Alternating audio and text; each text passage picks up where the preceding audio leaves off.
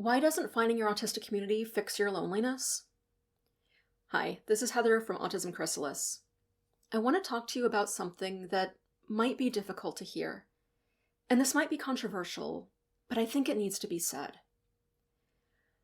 There's a pattern that I see happening with adult-identified autistics that's keeping them trapped in cycles of loneliness and social isolation, and we're not talking about it honestly enough.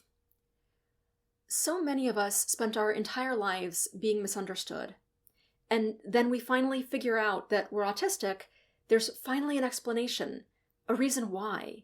There's relief that it's not just me, it's not just that I'm broken, but that I communicate differently because I'm autistic. And there's this hope that this will be the key to unlock better relationships and finally finding community. But sometimes they're feeling more isolated than ever. They try to connect with other autistics and neurodivergents, and there are some positive aspects of it. A sense of, I'm not alone, I'm not the only one, finally feeling understood, at least to some extent. And if they're lucky, they make friends, or notice that most of the people in their lives that have stuck around are also likely neurodivergent, which suddenly makes sense. But they often find that even other neurodivergents are prickly to be around long term. Some of those new friendships, which started out so hopeful, don't last. And even with this new understanding and a newfound acceptance of your autistic communication style, being around people is hard and painful and triggering. And why can't these people, of all people, better understand what you need? And they do, and they don't, at the same time, and at different times.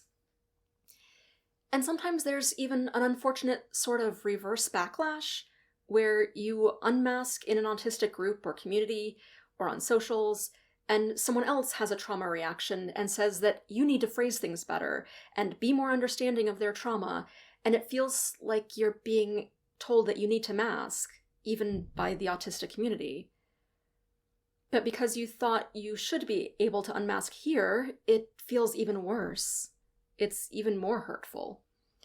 And reinforces those old messages that you're really not okay to be around. That it really is you, after all. Is any of this familiar? What I want to talk about is why this is going on.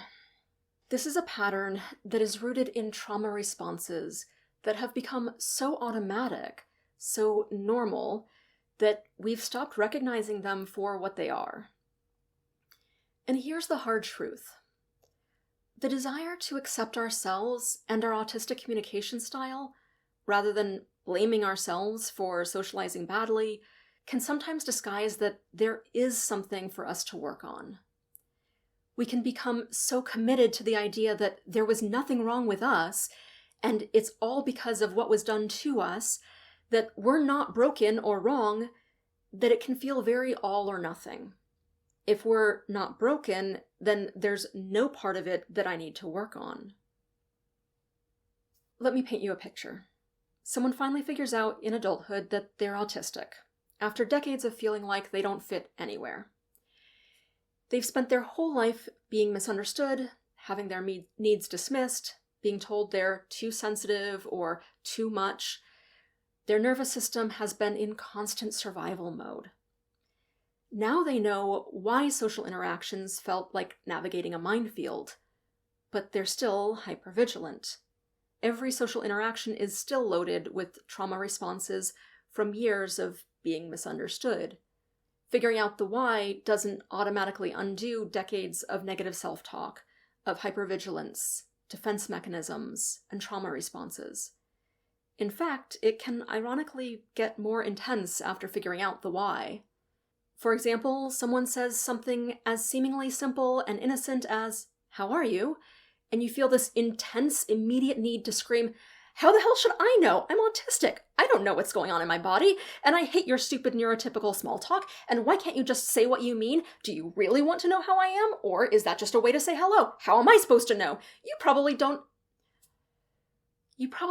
actually scream all that, but something like that is flooding your nervous system, and there's no firewall, and you're doing massive mental gymnastics just to process what was actually meant in order to give a reasonable answer that doesn't come across as too much while trying to shield yourself from everything that's coming up.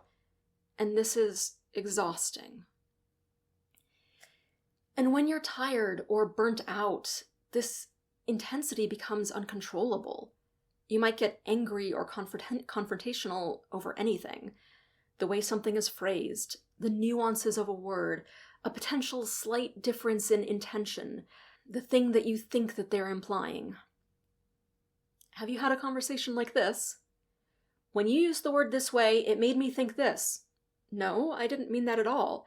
But now I have that in my head and I can't get rid of it. Why did you say it like that? Now I'm going to be ruminating about that for days.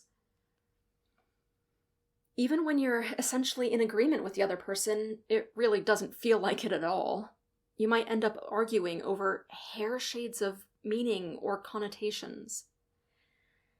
Or if someone gives you praise for something that you did well, or mentions your burnout, or asks what you've been up to lately, it might feel like they're tying what you did or the implications of what you didn't do to your worth, or reinforcing capitalist ideals of productivity, and you want to say, fuck you. These are all trauma responses. Again, is this at all familiar? Here's the hard truth. This trauma response pattern is what makes such people exhausting to be around, even for other neurodivergent people. It's not our autistic communication style, which, minus the trauma history, is perfectly fine. It's the trauma pattern. Yes, we have a tendency to infodump, but it's the trauma pattern that ends up monologuing for hours about everything is going to shit and I can prove it to you. Or masking so hard they've gone completely silent. It's all or nothing. They require massive amounts of accommodation. They need people to speak in very specific ways, to avoid certain words, predict their triggers. They're essentially have made themselves socially high maintenance while simultaneously being hypersensitive to any feedback about it. And because they're also trying to accept themselves and their autistic communication style, it gets disguised as, this is who I am, you need to accept me the way that I am or I can't be around you. Or, if you can't take all of me, unmasked, unfiltered, you're not a safe person. Or, nope, I'm not taking that, I don't need to be friends with this person, I'm done putting up with any shit from anyone. Or, I'm not going to change to suit other people or their preferences. If you don't like me, I'm just going to move on to the next person. And then they wonder why even other autistics seem to drift away from them. Even when they think they're being authentic, it's not the kind of authenticity that leads to connection and healthy relationships. It's authenticity bathed in trauma, not the authenticity of a healed nervous system. Let's be honest about what's happening here. This is holding people to an impossible standard of knowing and predicting how you might interpret every possible thing that they might say, and then getting upset or triggered or depressed when something goes wrong, and it will, because this is an impossible standard, and then feeling misunderstood. But of course you're misunderstood, because it's impossible to understand everyone's particular traumatized lens through which they see the world. Do you even understand all the time what you're going to react to, or why you react to it the way that you do? How is it possible for everyone else to always say the right thing, to always be gentle with you, to always understand? They are whole people with their own histories and triggers and stresses and burnout. And the Venn diagram of your trauma reactions and their trauma reactions is going to have some overlap. With some people, it's going to be a lot of overlap. And some people react to this impossible situation by pulling away, avoiding social interactions as too much work and not worth it, blaming themselves for being fundamentally broken. You're not, it's trauma. Or blaming others for everything. But either way, being and feeling more isolated. And some people respond by demanding that everyone else accommodate them. They place an enormous amount of emotional labor on everyone around them, so that people are walking on eggshells, trying not to say the wrong thing, trying not to trigger them. This creates a predictable pattern. The trauma responses make social interaction difficult, which makes them harder to be around, which makes social interaction even more stressful, which burns through their energy faster until they just don't have any energy left. That's when the all or nothing thinking intensifies. Social avoidance becomes the solution because it feels easier, or maybe it's the only thing they feel capable of when they're this depleted. Even in autistic and neurodivergent spaces, they find themselves struggling. They're looking for curious, wonderful, neurospicy minds who will understand and accommodate their specific needs. But these people mostly also have a complex trauma history with other people, and so the Venn diagram is going to have some overlaps. There are going to be moments of someone saying the wrong thing and someone getting hurt when this pattern is entrenched. Here's what we're not seeing in autistic spaces. Sometimes these trauma responses are keeping us isolated. Not just because the world is cruel to autistics, though it often is, and that's created the trauma responses in the first place, but because people's unprocessed trauma has made them genuinely difficult to connect with, even for other autistics and neurodivergents. And what I see in many of my clients, and what I did myself for many years, is to blame it on other people not understanding us, and on bad neurotypical communication styles. And there are plenty of unhealthy neurotypical communication dynamics that I hate and are genuinely a problem. But it's not all or nothing. Some of what's going on is unhealthy communication. But some of what's going on is our own defense mechanisms getting in the way of making connections, even when real connection could happen. Yes, you spent decades being misunderstood. Yes, your needs were dismissed and invalidated. Yes, you learned that social interactions were dangerous. Yes, you learned to mask, or to be on, or to people please, or became ultra-sensitive to any perceived rejection, or to think through every possible way that someone might take what you're saying and to hyper-explain to try to avoid all of those, or to blame yourself when miscommunications happened, or to avoid uncomfortable situations, and there were so many uncomfortable situations. Your nervous system was trying to protect you. And those same protective responses are working overtime, and they're exhausting you. And not just you, they're exhausting everyone around you, including the autistic community you thought would finally accept you. This isn't about blame. This isn't about shame. This is about recognizing what's really going on. This is a pattern that can change, but only if you're willing to look at it honestly. I've seen this cycle up close. I've lived it myself, and I've watched it play out countless times in my clients. And here's what I know. It doesn't have to be this way. But breaking this pattern requires acknowledging something uncomfortable. What happened to us wasn't our fault, but the people who are responsible aren't going to be the solution. Here's an analogy. FYI, trigger warning about a hypothetical automobile accident. Say you get hit by a car through absolutely no fault of your own. The car swerved onto the sidewalk where you were walking, where it had no business being, and it breaks your leg. It's the driver's fault, but you're the one with the broken leg. You're the one who has to do the work to heal. No matter how the driver reacts, no matter whether they are sorry or don't take any responsibility for it, you have to do the work of healing. Maybe they're an asshole about it. They blame it on the person who distracted them, and they won't take any responsibility for it. That sucks.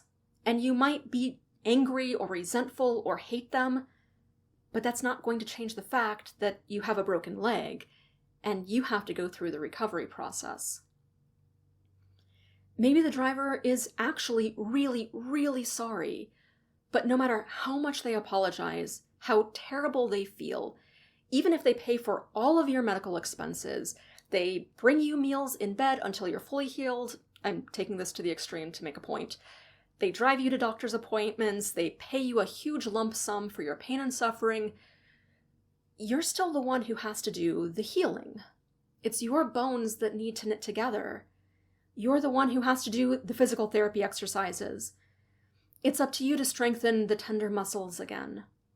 You can get help along the way. You don't have to do it alone, but no one can do the healing work for you. Not the driver, not the physical therapists, not the doctors. No matter how sorry the driver is, no matter how many people help, no matter how many resources they provide, no matter how supportive they are in your healing process, they can't do the healing itself for you. Either way, whether they take responsibility and do what they can to help, or whether they never acknowledge their part in it at all, the healing work is still up to you. That might suck. It's their fault. Why should you have to do all that work? But that's how all of nature works. FYI, trigger warning for natural disasters. An avalanche or flood or earthquake can change the entire landscape in a matter of minutes. A lightning strike can fell a tree that's been around for 1,000 years. A hungry fox can change a rabbit's life forever in an instant. There's no cruelty in these things. They're not evil, as in there isn't malicious intent behind them. The earthquake isn't mad at the landscape. The fox doesn't hate the rabbit. But there are consequences, and they're irreversible. As in, they can't go back to the way things were before the change. And our lives are full of these moments, where we can't go back to the way it was before the change. And we have to deal with the way that it is now. The damage can't be undone, but it can be healed. The damage can't be undone, but it can be healed. What do I mean by healed? I mean that we can come to a new normal where the trauma is not constantly raising our defenses or getting triggered, where it's not controlling our actions and decision-making, where it's an integrated part of our past, and it has affected us, it has shaped who we've become, and may influence the path that we choose for ourselves, but it's not controlling every thought and word and decision anymore. For example, what I've been through has directly influenced the work that I do now, but I'm not being constantly triggered anymore. Does that distinction make sense? It took me several years of both therapy and processing my autistic identity to heal enough of my old wounds from complex relationship trauma that I was ready to start socializing a little bit more again, and with new people, where I started having different outcomes, better outcomes, enough that I started believing that it really could be different, that those old trauma responses and defense mechanisms weren't as needed anymore, that I could unmask and be safe. And some people liked the unmasked version of me, and to be genuinely okay when people didn't. A lot of that was working on me stuff, working on my issues. It took a long time for those trauma responses to calm down, but they did calm and melt away as they saw that I had new skills to be able to deal with difficult situations when they came up. Which, of course they did. That's always going to happen when people interact. There's no such thing as a completely safe person who is never going to ever say the wrong thing, but I could deal with it better than I ever had before. And I was getting a lot better at telling when these were the minor misunderstandings of two people interacting, but this person is worth repairing the relationship for and investing in. And when these were the red flags of someone who is not going to be safe around, and I should cut my losses now and get out. I was dealing with these issues in healthier ways, not the old automatic defensive ways, or not nearly as much. I don't want to pretend like all of that is gone and I'm some kind of saint or relationship expert now. That's far from the truth. But it is so much better now. Is this making sense? What I'm trying to do here is to differentiate a few different things. Here's a concise version of the pattern that I'm trying to elucidate. You were hurt by unhealthy relationship dynamics and neurotypical socialization that didn't account for your autistic communication style, and that created defense mechanisms and trauma responses and made you some version of avoidant or prickly or uncomfortable to be around. And finally recognizing that you're autistic and simply have different communication patterns and needs, and you're not fundamentally broken or wrong, can be a huge relief and a way out of a lot of the shame and blame that others have put on you and that you've put on yourself. And that doesn't mean that you have no responsibility whatsoever. There's still these trauma responses and defense mechanisms, and this is the part that you can do something about. In fact, it's the part that no one else can do anything about. It's completely on you to take responsibility for healing that part. I'm not saying to take responsibility for it happening, but to take responsibility for the healing. And until that happens, you're going to continue having unfortunate social encounters. And that's why unmasking can be so painful. Because you're not unmasking a calm or happy, authentic, autistic version of you. It's showing the traumatized version to the world. And of course that's uncomfortable to be around. That's how trauma tries to keep you safe. But it's only after you've dealt with that trauma and healed enough of those old wounds that you can start learning healthier skills for dealing with difficult emotions and healthier communication patterns and embrace your authentic autistic communication style while also bridging the gap to neurotypical communication styles, and to get better at spotting which relationships in your life are worth keeping and investing in, and which are full of red flags and you need to get out of because they're not going to get better with just you making an effort. And after all of that, that's when unmasking is going to feel good and to be responded to positively by other people, in general, at least. And then you'll be around other people who can respond to you positively because they will be able to take in the authentic, trauma-healed version of you.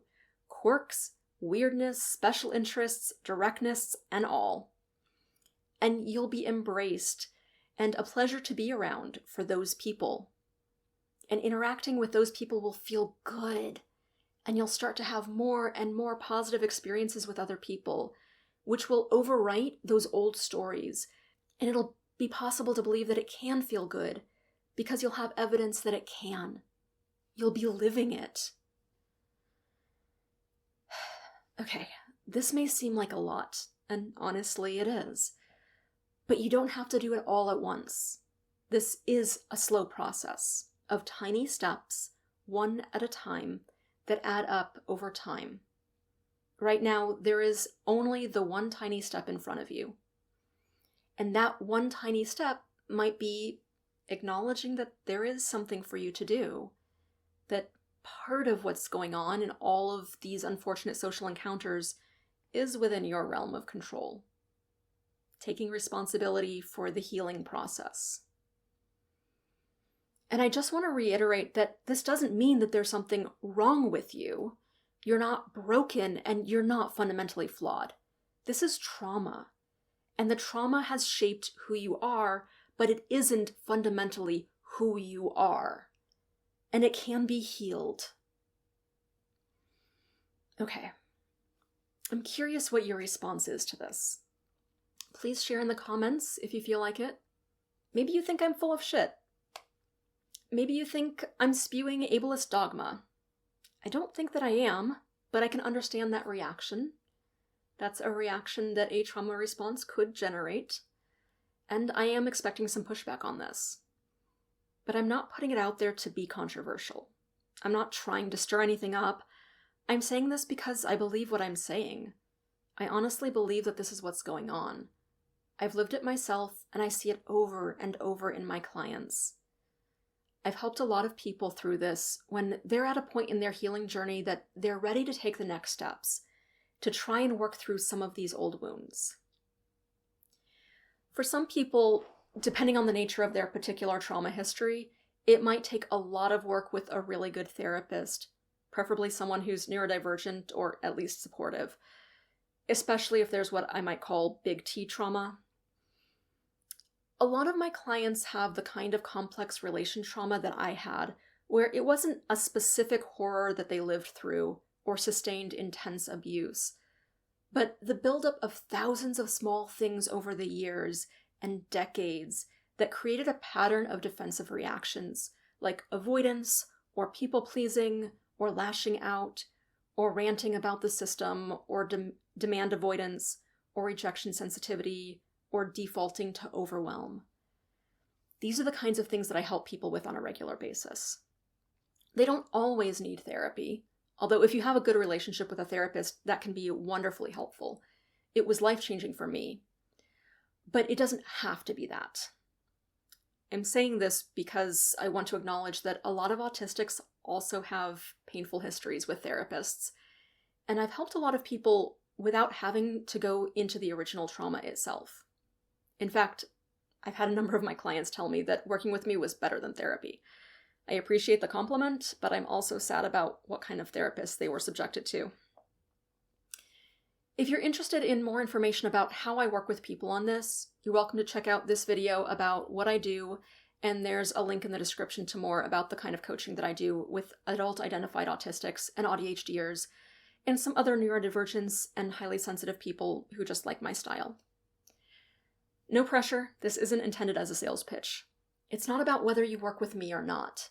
This is intended to be a hopeful message, that it can get better, and that for many people, you don't necessarily have to go deep into the original trauma itself to do that.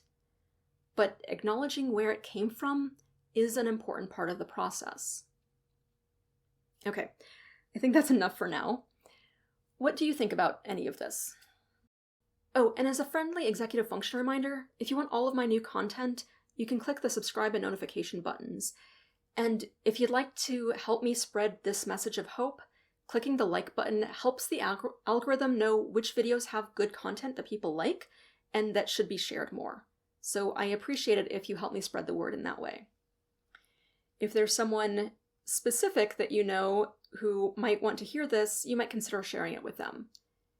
If you're thinking of someone that probably needs to hear this, but they wouldn't take it well, don't bother sharing. It won't matter to them unless they're receptive. Okay, I wish you a neuro-wonderful day.